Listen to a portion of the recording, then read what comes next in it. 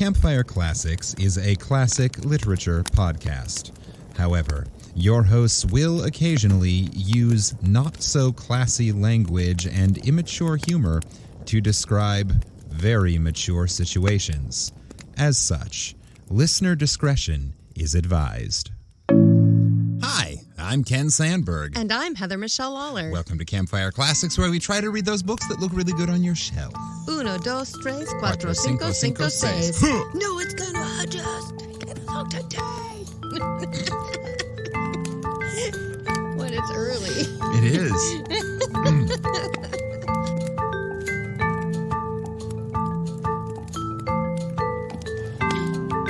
I wonder if someone who didn't know either of us could listen to just the musical references we make on this podcast and narrow down our birthdays to within, 6 months?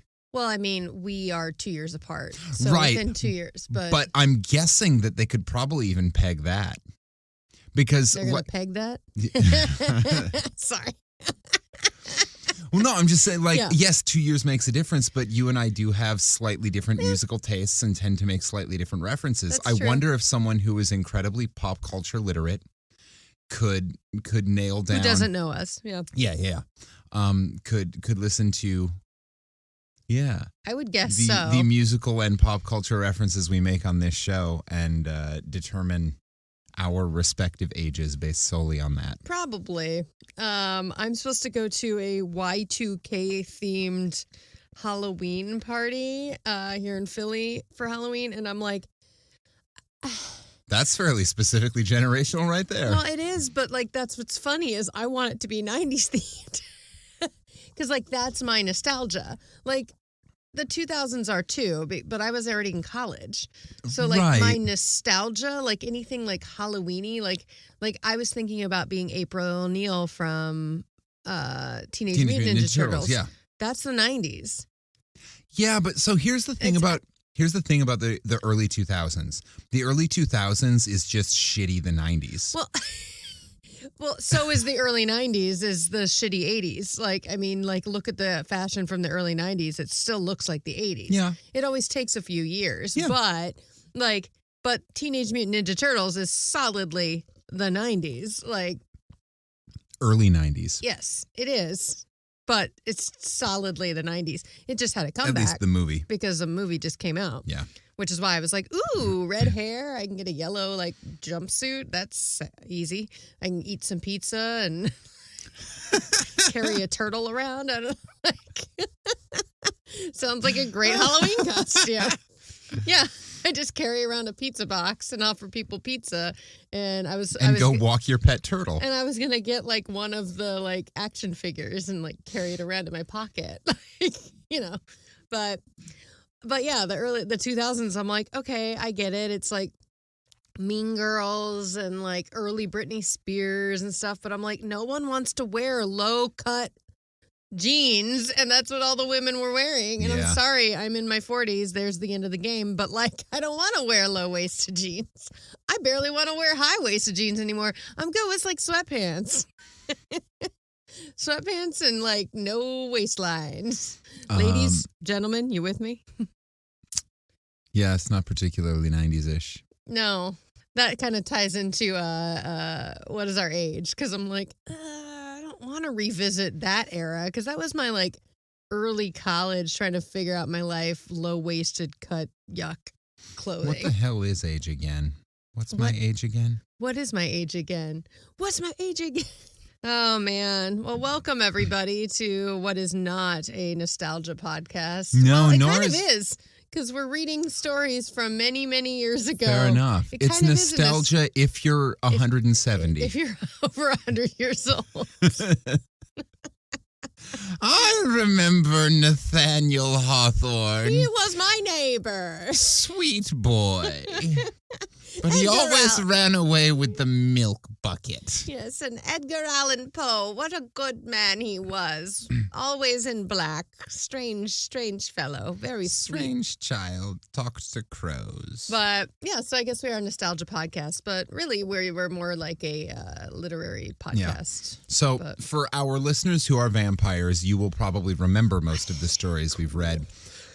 For everyone else, Oh, I want to reference that thing you showed me the other day that was very funny, the vampire thing. It's like in Romania, everyone assumes. Oh, yeah. You tell it. 'Cause so it's it was a meme, and someone had posted basically, I am sick and tired of all of these nationality stereotypes that everyone assumes is true even though they aren't. And someone responded, this is totally true. I'm from Romania, and everyone assumes we have nothing but vampires all over Romania. I'm sick and tired of this. I'm telling you, I am 700 years old, and I have never in my life seen another vampire. I just go home to my castle, and you know what?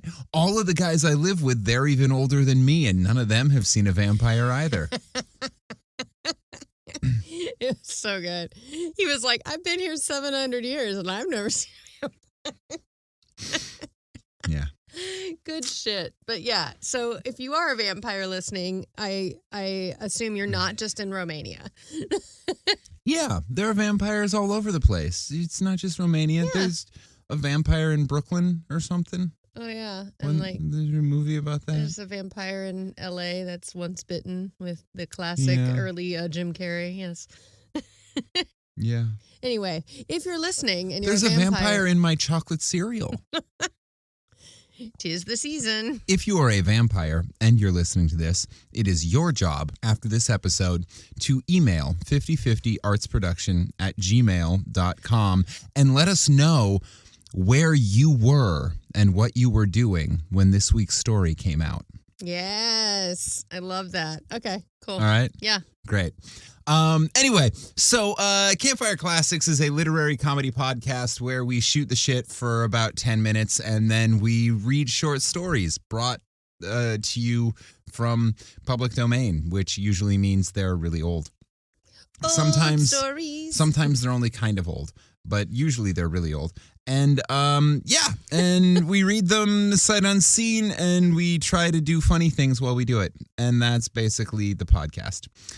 This week, I will be reading a story that Heather has selected for me to work my way through. But before we get to that, she's going to go ahead and provide some literary foreplay. Literary foreplay. Some fun facts that'll put us in the mood for this week's story.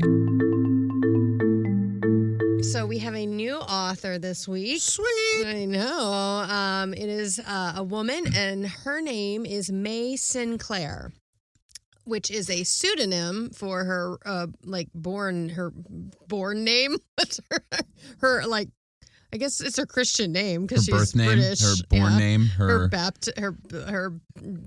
what is the way to say that? Her Jason Bourne. Her OG name is Mary Amelia St. Clair. So May Sinclair is her pen name. And she was born August 24th, 1863. Miss Sinclair was born in Rockferry, Cheshire, so she's a British lady. Her mother was Amalia Sinclair, who was very strict and domineering and religious, as religious people tend to be.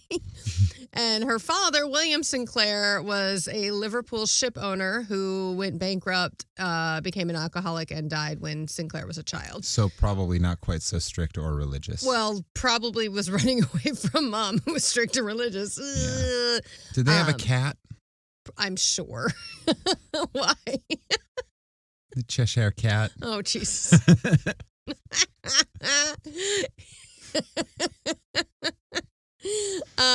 Big purple kitty. So May, or Mary, was the youngest of 6 children, the only girl. And so when her father passed away, the family moved to the edge of London. Ilford is what it's called. She spent 1 year in Cheltenham Ladies College and did very well. Like, her professors loved her. They started to introduce her to philosophy. She was fluent in German, yada, yada. But then she had to leave school to look after her brothers. 4 of 5, all older than her, were suffering from a fatal congenital heart disease. Jesus. So, yeah. So she stayed home and took care of her family and started writing. And so she started publishing in 1860 or not 1860. That was before she was born. She started publishing novels to support her family, her brothers, and her mother, starting in 1896. I have to become an artist so I can support my family. Well, she had to find something she could do from home. So she actually started translating German, because she was fluent in German. So she was doing a lot of translation work, but also reading a lot and writing. So, she was the original work from home. Yep, she is the OG work from home. So then her mother ended up passing away from a heart attack. So heart's not great in this family in 1901. But she considered this freeing, because her mother was not her favorite person, and she was an active feminist. So I bet that was a fun household to be in. Woof. Sinclair treated a number of the themes relating to the position of women in marriage in her literature. Her work sold really well in the United States before they sold well in England, because the progressive woman was more accepted in the United States early on. So in a couple years go by, she's publishing. And in 1912, the Women's Writers' Suffragette League published her ideas on feminism. So here, Sinclair debunked theories put forward by Sir Elmaroth Wright that said the suffragists were only powered by their sexual frustration because of the shortage of men. Sounds very Lysistrata bullshit, like the idea that the guys are like, but our penises, and they're like, no, fuck this. So she's kind of like, no, that's not it. We control this. Let's be real. She said that suffrage was a class struggle, and similar of women wanting similar things to men, and men were now thinking they're competing with women, which is fucked up. Basically is what she wrote. She's like, the ambitions of women should not diminish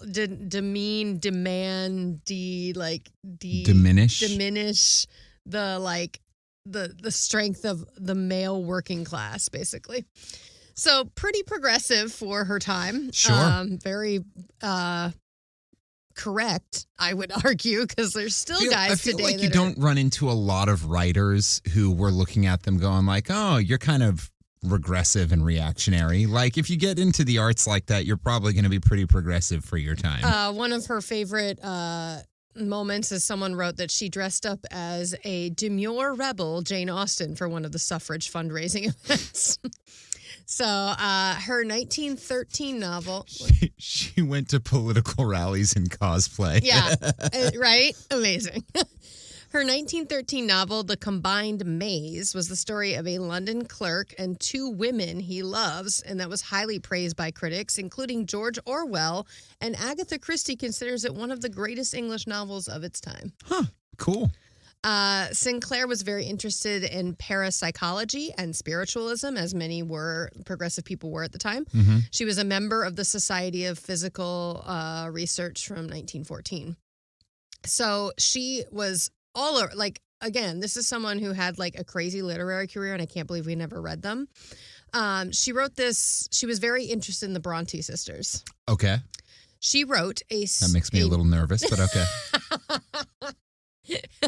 She wrote a novel. Most of her novels were kind of in that vein. She wrote a novel called The Three Sisters in 1914 that was loosely based on the lives of the Bronte sisters and examines repressiveness of the Victorian and Edwardian society.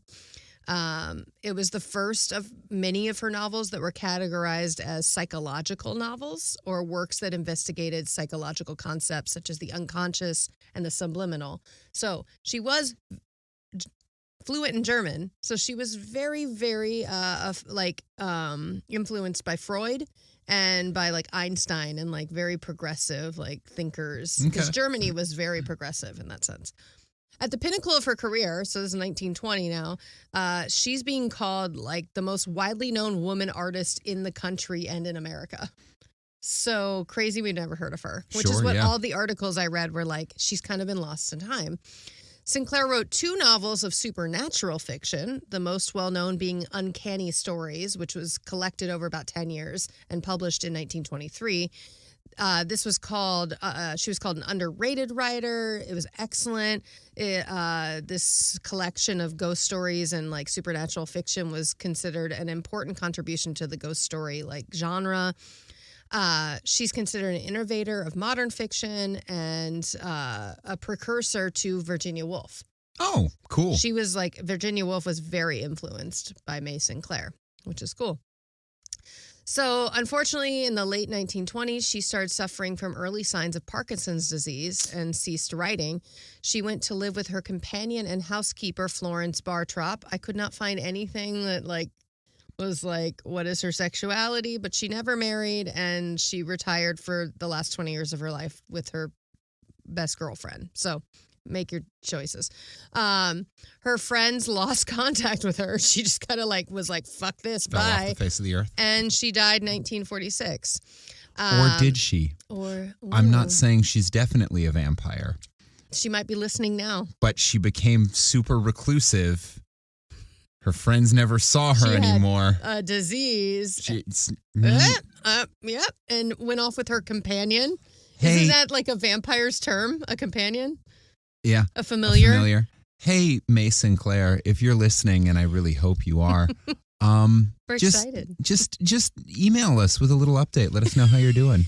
Yeah. Love to hear from you. Love to hear from you. I hope we like your story. I'm sure we will. So like I said, every article I read was like, she's kind of been lost to time. But one of the articles from Yale, like I read like the Yale Literature Society, they were like, in the past like 20 years, a lot of her stories are getting reprinted and like new editions. And plus Gutenberg, which is where I got this story, has published her entire works. And so they're now coming back. Like cool. People are rediscovering this woman who's kind of been lost to time, who was so influential during her time. So yay. So here we are contributing to the rise of May Sinclair, the re-rise. Today you will be reading The Token, that was first published in Uncanny Stories in 1923. Let's start this fire. Let's do it.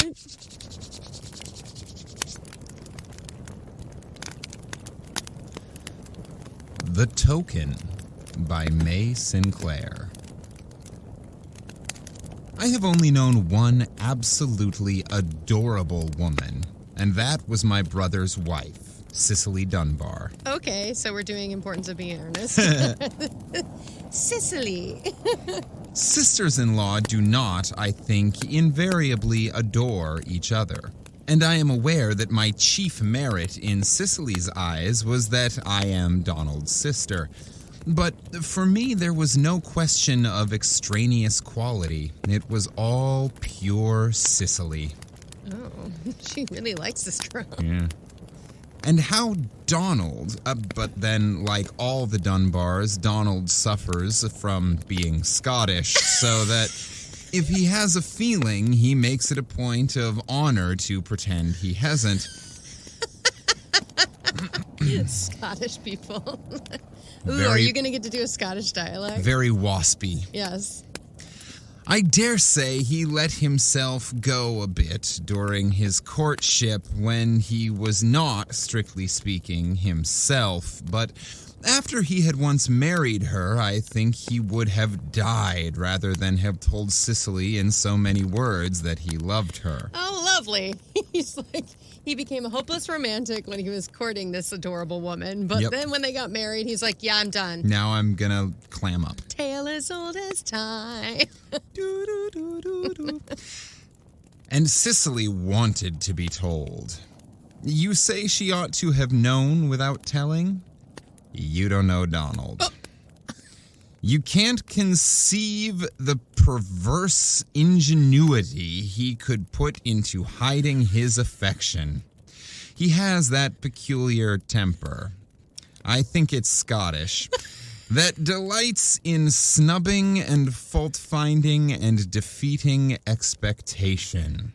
If he knows you want him to do a thing, that alone is reason enough with Donald for not doing it. And my sister, who was as transparent as white crystal, was never able to conceal a want, so that Donald could, as we said, have her at every turn. Oh my God, this sounds like the most Jekyll and Hyde couple of all time. Like, she's this adorable, like, lovely, like, flouncy, like, I love. And he's like, I'm Scottish. I don't. No, that's not Scottish.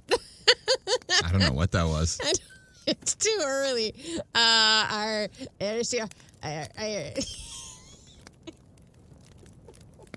not even gonna try. I would like to point out you're doing this to yourself. You're not even reading. You don't have to do any accents. I was trying to channel like David Tennant or something, but I can't.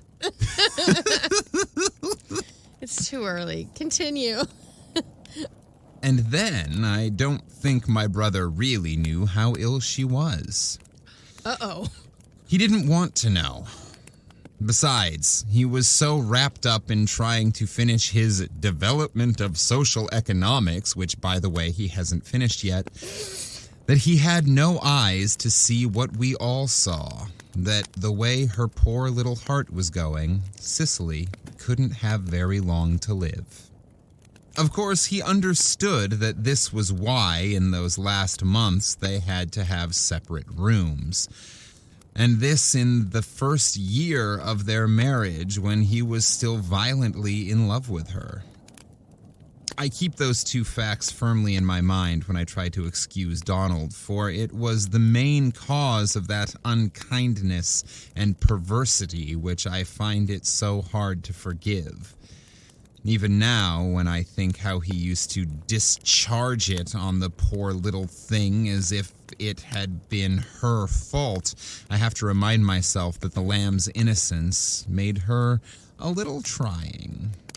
She couldn't understand why Donald didn't want to have her with him in his library anymore while he read or wrote. It seemed to her sheer cruelty to shut her out now when she was ill, seeing that before she was ill, she had always had her chair by the fireplace, where she would sit over her book or her embroidery for hours without speaking, hardly daring to breathe lest she should interrupt him. Now was the time, she thought, when she might expect a little indulgence. Yeah, Donald doesn't sound super smart. Or kind.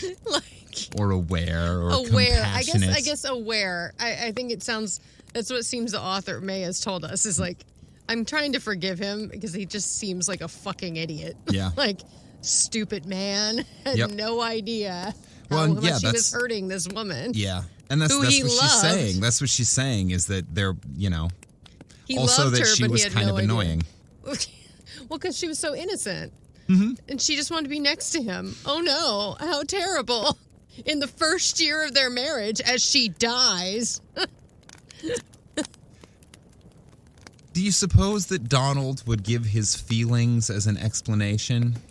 Not he. They were his feelings, and he wouldn't talk about them, and he never explained anything you didn't understand. That, her wanting to sit with him in the library, was what they had the awful quarrel about the day before she died. That and the paperweight, the precious paperweight that he wouldn't let anybody touch because George Meredith had given it to him. It was a brass block surmounted by a white alabaster Buddha painted in gilt. And it had an inscription, "To Donald Dunbar from George Meredith, in affectionate regard." So that's his lover. And did he kill her with a paperweight? I'm so scared now. That would be a wild turn. It sure would. Like, what the fuck? So her death had nothing to do with her sickness? I don't know what her sickness is. I'm guessing it's consumption. That's what everyone dies of now, like in this time. Yes? Vampirism? It's actually autobiographical. Yeah. She's been bit by a vampire and is slowly dying. turning, Yeah. Yep. My brother was extremely attached to this paperweight, partly, I'm afraid, because it proclaimed his intimacy with the great man. His intimacy with the great man. See? Called it. For this reason, it was known in the family ironically as the token. It stood on Donald's writing table at his elbow, so near the ink pot that the white Buddha had received a splash or two. And this evening, Cicely had come into us in the library and had annoyed Donald by staying in it when he wanted her to go. She had taken up the token and was cleaning it to give herself a pretext. She died after the quarrel they had then. Oh, see? He did. He, got her too angry and upset, and she died. What an asshole, because she cleaned his fucking lover's paperweight. Donald deserves the haunting he's about to get, because I have a feeling that's where we're going. Is she going to, possess... Smash him with the paperweight? No, she's going to possess the Buddha on the paperweight. And now he's never going to be able to enjoy it again because it's freaking haunted as hell. Haunted objects. Yay! Haunted objects. Ooh! It began by Donald shouting at her. Donald, you suck. What are you doing with that paperweight? You're not going to make him Scottish? It's all right. You don't have to. After the great success you had? What are you talking about? This is the best Scottish accent you ever heard. Just a pirate. I'm not convinced that was Scottish. No, it's not. I'm not even convinced that was words. Did you sense the sarcasm? Only getting the ink off? I can see her now, the darling. She had wetted the corner of her handkerchief with her little pink tongue and was rubbing the Buddha. Yeah, she's rubbing the Buddha with her little pink tongue. That's why he's pissed. He doesn't want his wife tonguing his Buddha. Yeah, hey, said nobody ever.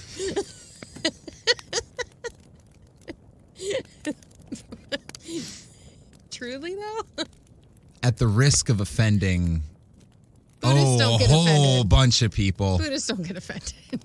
I think tonguing the Buddha just became a new euphemism. Oh, yes, it did. Her hands had begun to tremble when he shouted, "Put it down, can't you? I've told you not to touch my things." What a dickwad. You inked him, she said. She was giving one last rub as he rose, threatening. Put it down. The poor child, she did put it down. Indeed, she dropped it at his feet. That's right.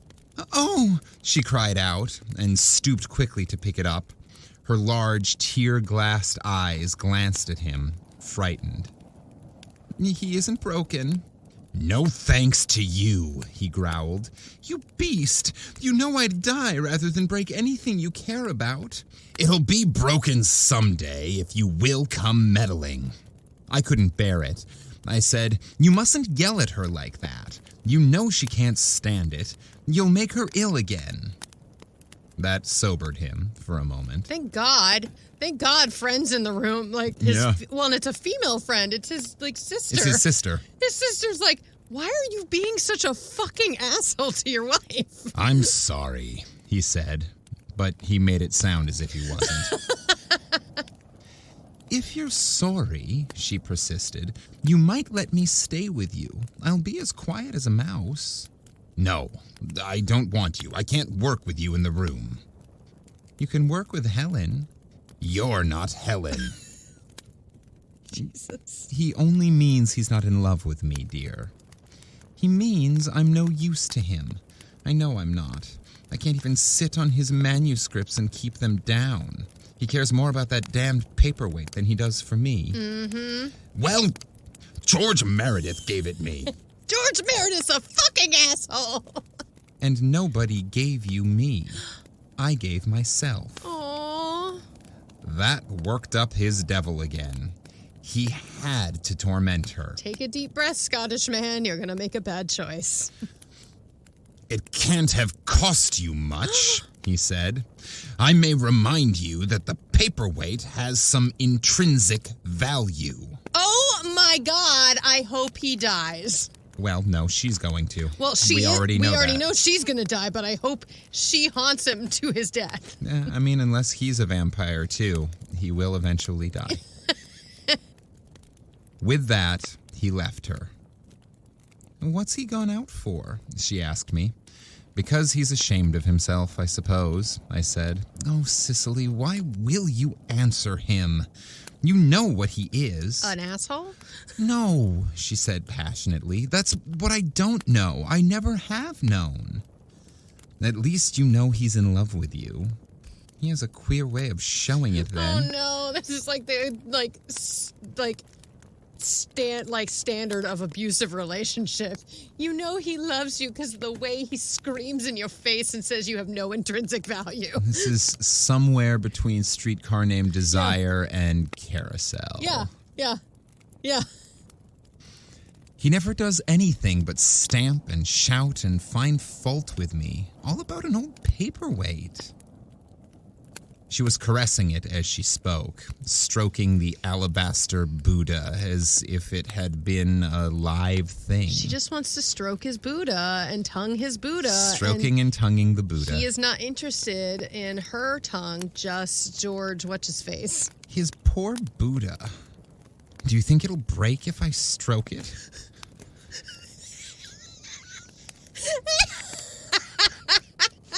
Well, maybe don't be so aggressive with it. I mean, damn. Nope. Maybe he's being such a dick because he wants more aggression. He wants you to treat the Buddha more roughly. He wants it rough. He wants to get pegged. Going back to the very beginning of the episode. Stroke it until you break it. He wants to get pegged with the Buddha paperweight. I have been imagining a paperweight of a size and angularity that would make that, we'll say, impractical. I think angles might be odd. Yeah, I'm picturing something with a base that is wide enough that. Well, you want the base to you gotta stop it. The base needs to be thicker. Base doesn't go inside. Okay. What? Do you think it'll break if I stroke it? Better not. Honestly, Helen, I'd rather die than hurt anything he really cared for. Yet, look how he hurts me. Some men must hurt the things they care for. When you walk through a storm, keep your head up high. Fucking shit. Some men must hurt the things they care for. I wouldn't mind his hurting if only I knew he cared. Helen, I'd give anything to know. I think you might know. I don't. Well, you'll know someday. Never. He won't tell me. He's Scotch, my dear. It would kill him to tell you. Wow. We have some opinions about Scottish people in this story. Then how am I to know? If I died tomorrow, I should die not knowing. And that night, not knowing, she died. Fuck. She died because she had never really known. So she died of a broken fucking heart because this Scottish man is so in love with his Buddha from George Meredith that How very turn of the century. Yes. She died of a broken heart. We never talked about her. It was not my brother's way. Words hurt him to speak or to hear them. He had become more morose than ever, but less irritable, the source of his irritation being gone. Though he plunged into work, as another man might have plunged into dissipation to drown the thought of her. Dissipation? A descent into drunkenness and sexual dissipation. A dissipated living is the noun. The squandering of money, energy, or resources. So like depression. Though he plunged into work, as another man might have plunged into dissipation to drown the thought of her, you could see that he had no longer any interest in it. He no longer loved it. He attacked it with a fury that had more hate in it than love. He would spend the greater part of the day and the long evenings shut up in his library, only going out for a short walk an hour before dinner. You could see that soon all spontaneous impulses would be checked in him, and he would become a creature of habit and routine. Denial. He is in the 5 stages of grief or 7 stages of grief. He is in pure denial. Because he's like, and anger. Well, depression. Depression. He's in all of them. He's experiencing all of them at once. But he's treating his work like the target. Mm-hmm. I tried to rouse him, to shake him up out of his deadly groove, but it was no use. The first effort, for he did make efforts, exhausted him, and he sank back into it again. But he liked to have me with him, and all the time that I could spare from my housekeeping and gardening I spent in the library. I think he didn't like to be left alone there in the place where they had the quarrel that killed her. And I noticed that the cause of it, the token, had disappeared from his table. It's in his butt.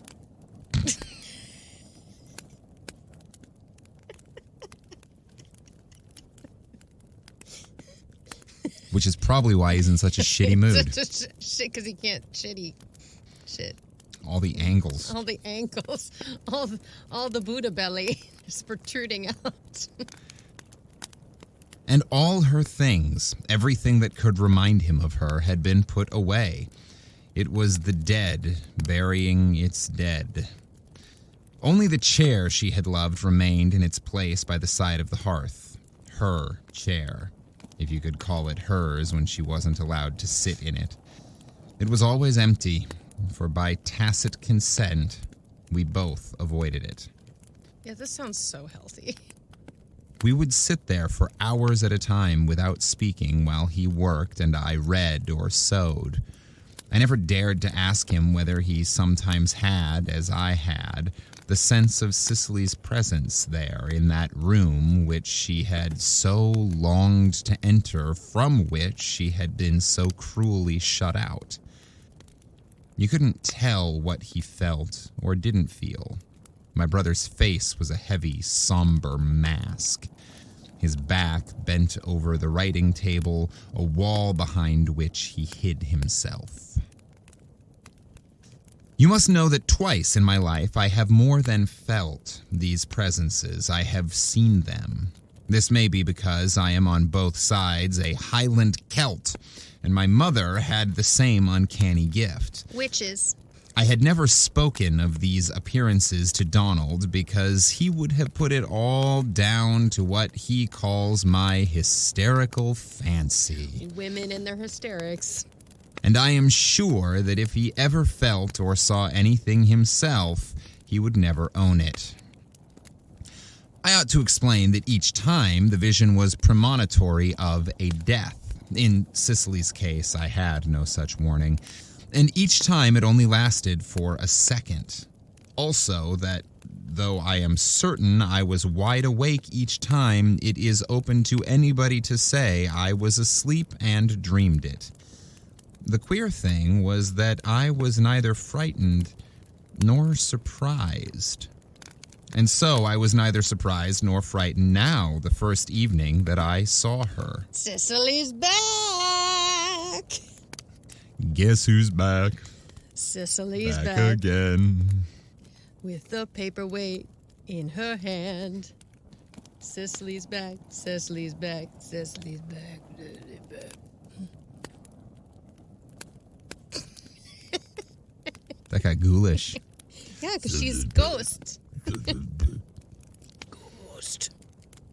It was in the early autumn twilight, about 6 o'clock. I was sitting in my place in front of the fireplace.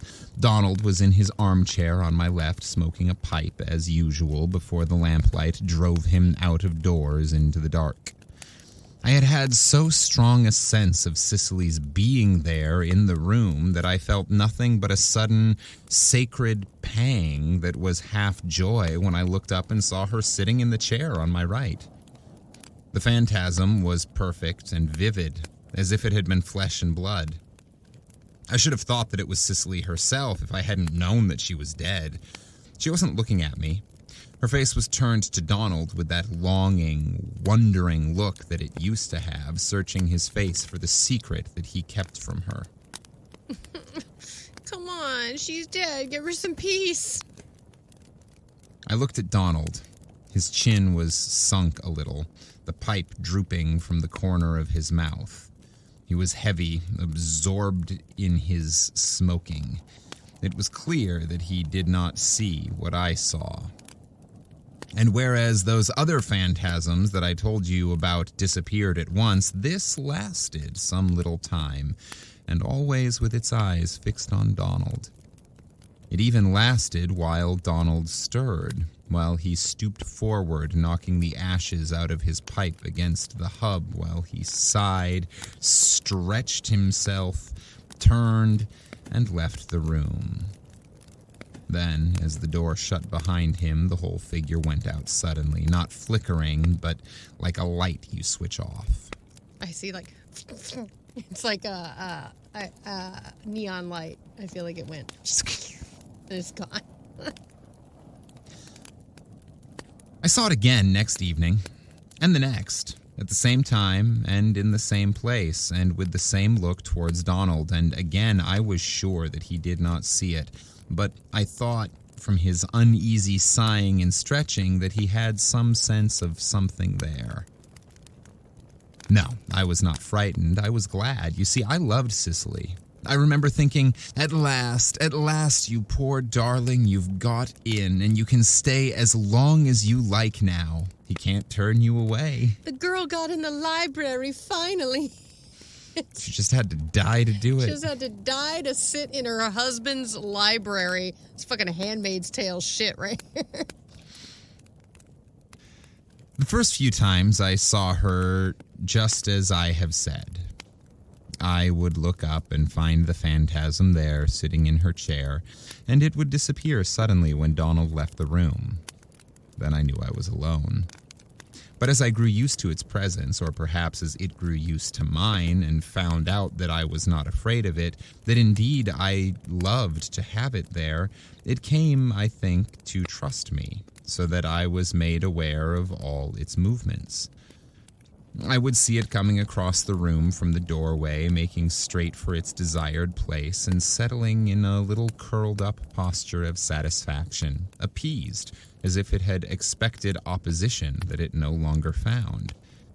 Yet that it was not happy, I could still see by its look at Donald. That never changed. It was as uncertain of him now as she had been in her lifetime. Up till now, the 6th or 7th time I had seen it, I had no clue to the secret of its appearance, and its movements seemed to me mysterious and without purpose. Only two things were clear. It was Donald that it came for. The instant he went, it disappeared. And I never once saw it when I was alone. And always it chose this room and this hour before the lights came when he sat doing nothing. It was clear also that he never saw it. But that it was there with him sometimes when I was not, I knew, for more than once, things on Donald's writing table, books or papers, would be moved out of their places, though never beyond reach, and he would ask me whether I had touched them. She's fucking with his stuff. Here we go. See, she's not just sitting in the chair. She's like, I'm gonna touch your shit. I'm touching it. I'm touching it. I'm touching it. It's a little bit like the Winston pranks that don't go far enough. Oh, yeah. Like... feather in your shoe. There's a raisin in your cereal. That's not... Just one? That's not a prank. That's just weird. That's just something odd. Either you lie, he would say, or I'm mistaken. I could have sworn I put those notes on the left-hand side, and they aren't there now. At once, that was wonderful, I saw her come and push the lost thing under his hand. And all he said was, well, I'm I could have sworn. Oh, yeah, fuck with him. Make him crazy. Make him lose it. For whether it had gained a sense of security or whether its purpose was now finally fixed, it began to move regularly about the room, and its movements had evidently a reason and an aim. It was looking for something. Give me the token, bitch! One evening, we were all there in our places, Donald silent in his chair and I in mine, and it seated in its attitude of wonder and waiting, when suddenly I saw Donald looking at me. "Helen," he said, "what are you staring for like that?" I started. I had forgotten that the direction of my eyes would be bound, sooner or later, to betray me. I heard myself stammer, What was I staring?" "Yes. I wish you wouldn't." Oh, good. Now direct your anger at your sister. It's all good. I knew what he meant.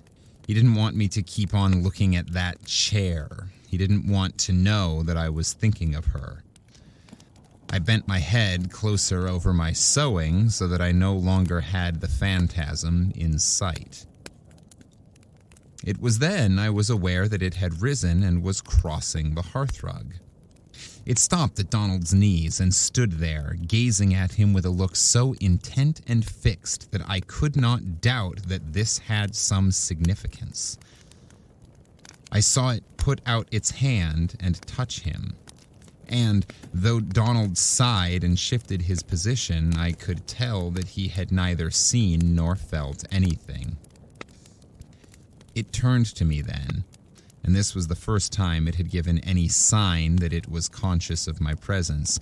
It turned to me a look of supplication, such supplication as I had seen in my sister's face in her lifetime, when she could do nothing with him and implored me to intercede. At the same time, 3 words formed themselves inside my brain with a sudden, quick impulsion, as if I had heard them cried.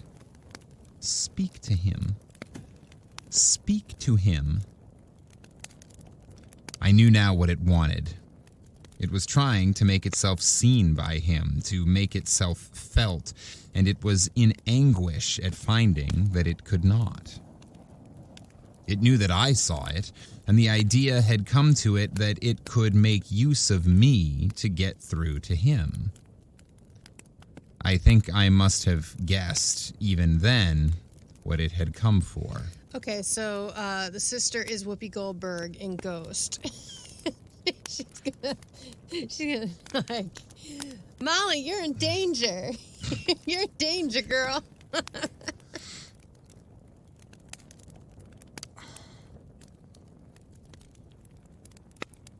What's the song where they dance? Unchained Melody. Oh, yeah. She's like, "I just want him to tell me he loves me and dance with me one more time." Except it's like the opposite of Demi Moore and Patrick Swayze's relationship in this. Yeah. It's the absolute opposite. And it's not one more time, it's just once. Please. Ever. Once. Just fucking once. Look at me and touch me once.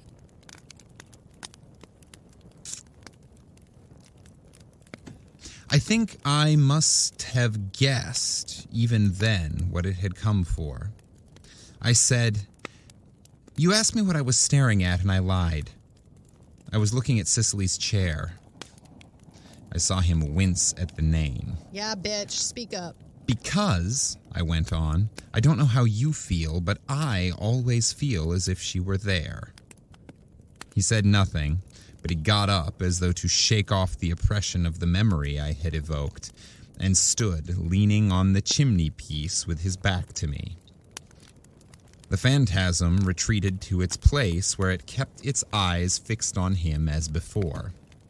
I was determined to break down his defenses, to make him say something it might hear, give some sign that it would understand. "Donald, do you think it's a good thing, a kind thing, never to talk about her?" "Kind? Kind to whom?" "And to yourself, first of all." "You can leave me out of it." to me, then. What's it got to do with you? His voice was hard and cutting as he could make it. Everything, I said. You forget. I loved her. Yeah, as much as you love George, I loved her. He was silent. He did, at least, respect my love for her. Oh, good. But that wasn't what she wanted. That hurt him. I could feel him stiffen under it. You see, Donald, I persisted, I like thinking about her. It was cruel of me, but I had to break him. Yes, break him. Break him. You can think as much as you like, he said, provided you stop talking. All the same, it's as bad for you, I said, as it is for me, not talking. I don't care if it's bad for me. I can't talk about her, Helen. I don't want to. How do you know, I said, it isn't bad for her? For her. I could see I had roused him. Yes, if she really is there all the time. How do you mean there? Here, in this room. I tell you, I can't get over that feeling that she's here. Oh, feel, he said, but don't talk to me about it. This guy needs some serious therapy. And he left the room, flinging himself out in anger, and instantly her flame went out. I thought, how he must have hurt her. It was the old thing over again. I trying to break him down to make him show her, he beating us both off, punishing us both. You see, I knew now what she had come back for. She had come back to find out whether he loved her. With a longing unquenched by death, she had come back for certainty. And now, as always, my clumsy interference had only made him more hard, more obstinate. It's really upsetting to me how much he is stiffening and rousing and getting hard with his sister. Yeah, well, he clearly has some sexual frustration. He has a lot going on. He's also beating them both off. Yeah. I saw that and didn't say anything. Well, no, and that's what I mean. Like, he's stiffening, he's hardening. He's beating them off. He's getting roused, and he's beating them off. Yep.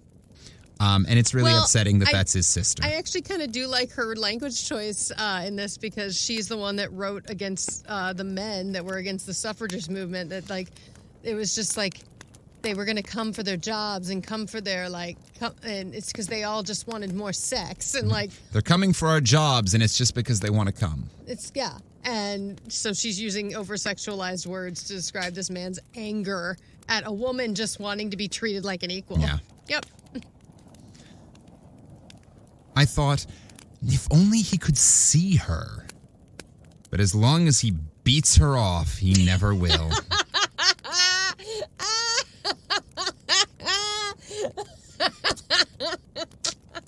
Well, damn.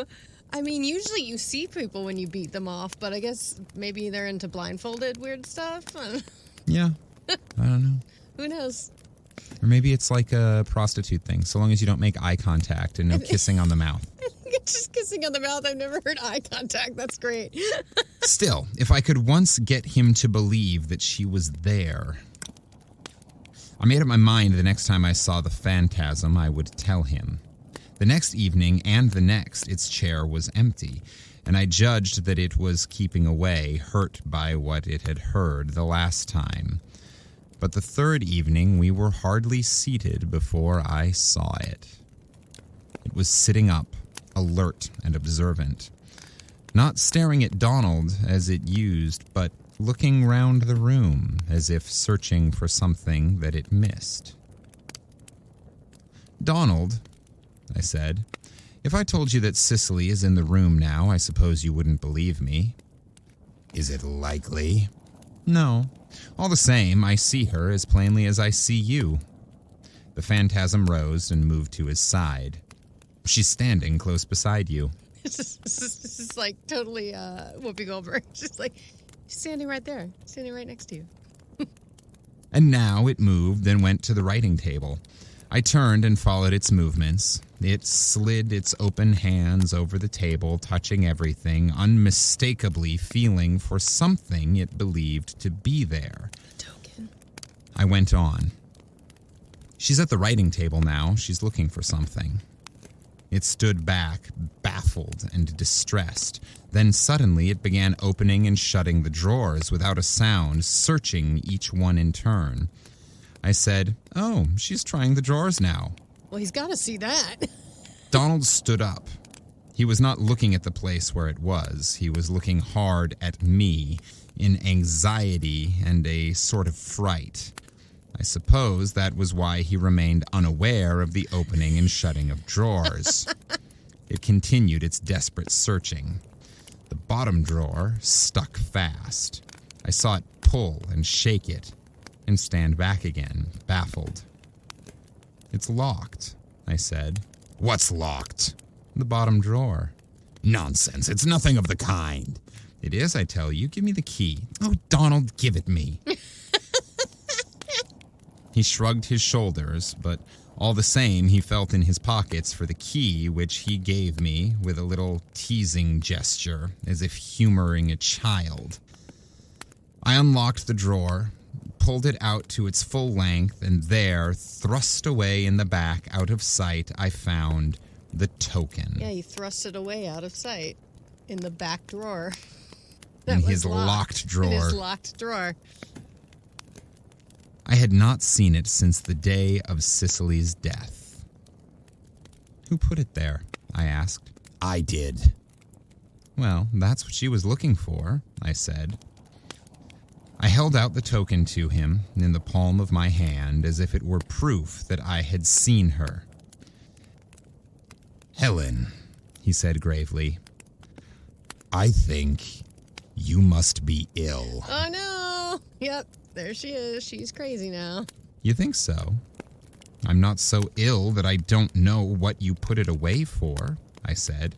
"It was because she thought you cared for it more than you did for her." "You can remind me of that? There must be something very badly wrong with you, Helen," he said. Yeah, how dare you speak truth? Perhaps. Perhaps I only want to know what she wanted. You did care for her, Donald. I couldn't see the phantasm now, but I could feel it, close, vibrating, palpitating as I drove him. "Care?" he cried. "I was mad with caring for her, and she knew it." "She didn't. She wouldn't be here now if she knew." At that, he turned from me to his station by the chimney-piece. I followed him there. "What are you going to do about it?" I said. "Do about it? What are you going to do with this?" I thrust the token close towards him. He drew back, staring at it, with a look of concentrated hate and loathing. "Do with it," he said. "The damn thing killed her. This is what I'm going to do with it." He snatched it from my hand and hurled it with all his force against the bars of the grate. The Buddha fell, broken to bits among the ashes. Boom! Then I heard him give a short, groaning cry. He stepped forward, opening his arms, and I saw the phantasm slide between them. For a second, it stood there, folded to his breast. Then suddenly, before our eyes, it collapsed in a shining heap, a flicker of light on the floor at his feet. Then that went out too. I never saw it again. Neither did my brother. But I didn't know this till some time afterwards, for somehow we hadn't cared to speak about it. And in the end, it was he who spoke first. We were sitting together in that room one evening in November when he said suddenly and irrelevantly, "Helen, do you never see her now?" "No," I said, "never." "Do you think, then, she doesn't come. Why should she? I said. She found what she came for. She knows what she wanted to know. And that was what? Why, that you loved her. His eyes had a queer, submissive, wistful look. You think that is why she came back? He said. The end. Men are stupid! Tell people you love them. Yeah. Yeah. Well, and like the fact that he still is like, that's why she came back? Like, he still does not, like, accept that that's what she was there for? Like... Yeah, I mean, I think it's a complete denial. He needs so much therapy for clearly lots of reasons. Mm-hmm. He needed therapy before she passed. He needs even more therapy now that she's passed because he's not dealing with those emotions. I mean, it's clearly a commentary on the cultural blah-de-blah from her time, From but Victorian it's still painfully true today I think, and I think it's more true with men, but I think it's generally true that people don't realize how important it is not only to talk about your own feelings for you, but also to let other people know what feelings you have about them, right? Because not only is it wildly emotionally crippling to not be willing to talk for yourself, but it's also like, we care, right? We care what other people think about us. We care how other people feel about us. We care. It matters. Yep. And as much as we might want to pretend that it's like, oh, no, I'm good just being myself. It doesn't matter whatever people think about me. Yeah. By and large, that might be true. But the people we choose to spend our lives with, like, that matters. Yeah. It matters how they feel. Of course. And, yeah. So, hey, listener, yeah, this week, go ahead and write into us, especially if you happen to be a vampire. Write in at 5050artsproduction@gmail.com or message us on any of our social media by searching for Campfire Classics. But also, like, more importantly than writing into us is just tell the people in your life how you feel about them. Write to them or call them or say it to their face if you're around them, how much you love them. Yeah, because that really matters. It's important. Yeah. And like, I saw a meme recently where it was like, it's like a giant circle. And it's like somebody's life. And then there's like a speck in it. It's like what you know about it. Treat people with kindness. Yeah. Be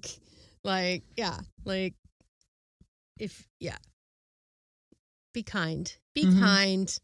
I know this is super commentary on like Victorian men and how they like were just like blah blah blah blah. We don't show emotions, but yeah, it is very still very relevant. Yeah, and continues also to be true. And also sometimes a little tough love is necessary. Yeah, his sister gives him some tough love, and that finally like releases something in him that clearly needed to be released. Sometimes you got to tell somebody, like, what's up? Yeah. Because you love them. Like, his sister clearly loved him and was like, you are not okay. Yeah. And you can call me crazy, but come on. You're not okay. Let's move on. Let's get through this. Yeah. Yeah. So let us know how you felt about that. I just spouted out all the ways you can contact us, so I'm not going to do that again. Tell us where you were. Hey, vampires, tell us where you were when this story came out. And tell someone you love them. And if you're having trouble figuring out the right words to use because being all emotional and whatever is something unusual for you, and I get it, like, it can be tough to be open with people, especially if you haven't already established a rapport with them where that sort of emotionality is normal or acceptable. Then you can start the conversation in a sort of light and weird place by using this week's secret passcode. You can say, hey, I need to tongue your Buddha. I want to tongue your Buddha. So this week's secret passcode is Tongue the Buddha. Clearly. And if you need to start an awkward conversation with someone, start by saying, "Hey, I need to tongue your Buddha." So it's not a euphemism for sex; it's a euphemism for talking. For emotional conversations. Talking. Tongue your Buddha. Hey, I need to tongue your Buddha. I think Buddha would fucking approve. I kind of like that, right? I kind of like it. I need to like talk through the emotion. Yeah. I need to tongue the Buddha. I need to tongue your Buddha. Oh my God, I love it. Yeah. Damn. See, we progressed out of the sexual innuendo to like psychological stimulation innuendo. I think that's like a euphemistic heel turn. Yeah. It's like, I want to hear that in like a yoga class. Be like, now breathe out and really tongue the Buddha with that sigh. Yes. All right. Cool. That's everything I got. Anything from you? No, I dig May Sinclair. Good. Yeah. I welcome back to literary society. Welcome back to relevance. Yeah. You're welcome. We've made you matter. It was us. But if you like her, go check her out. Her entire works are published on Gutenberg. Yeah. So, yeah. All right. And on that note, until next week, this has been Campfire Classics, where we try to read those books that look really good on your shelf.